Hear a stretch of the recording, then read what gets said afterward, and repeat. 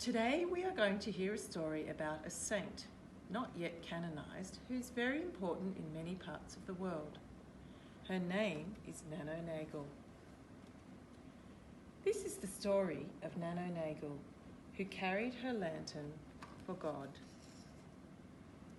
Nano was born in Ireland in 1716 and in a place called Ballygriffin in County Cork. When Nano was growing up, there were many poor people who had very little food.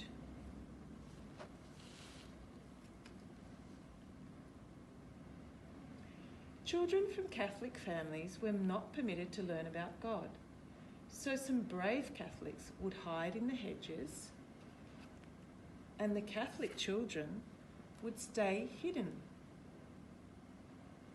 so that they could learn about God and learn to read and write. Catholics were not even supposed to go to the church for Mass, so the adults often went out into the countryside in secret. And the priest used a rock as his altar while they celebrated Mass.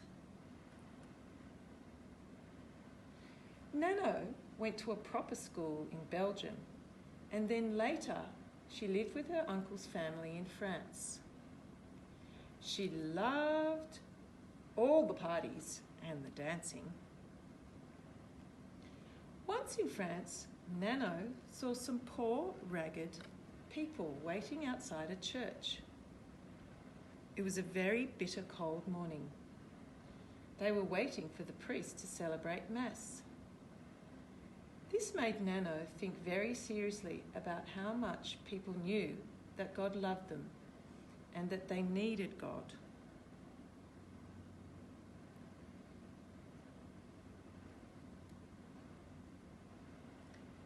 Nano went back to Ireland, and one day she discovered that her sister Anne had sold her piece of beautiful silk that Nano was saving for a new dress. Anne explained that the money she was paid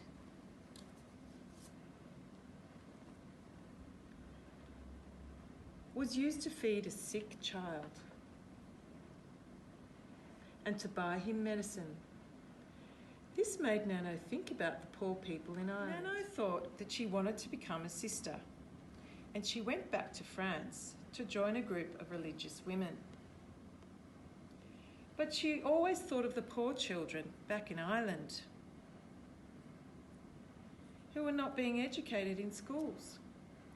One day, she decided to return to Ireland to set up some schools, even though this was not permitted.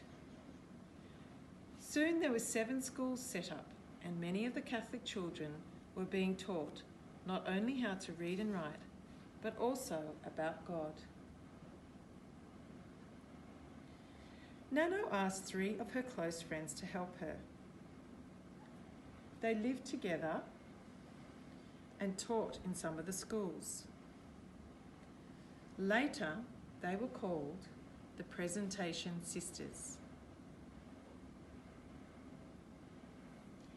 Even though Nano taught during the day, at night she would take her lantern and go out into the dark night to all the poorest parts of Cork to visit and help the poor, the old and the sick, who lived in garrets where it was crowded, dirty, dark and smelly. Nano worked so hard and carried her lantern for God until one day she could carry it no longer.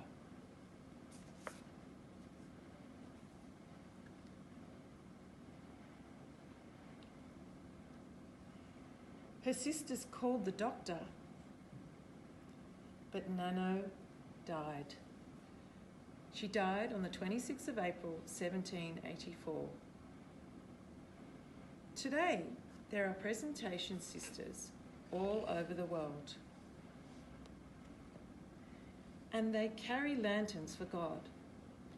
The presentation sisters came to Tasmania, Victoria, Wagga Wagga, Lismore, Western Australia, Queensland, and Papua New Guinea.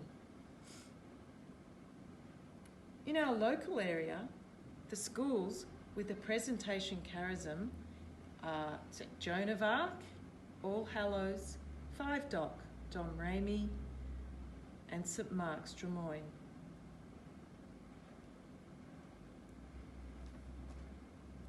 I wonder what it means to carry a lantern for God.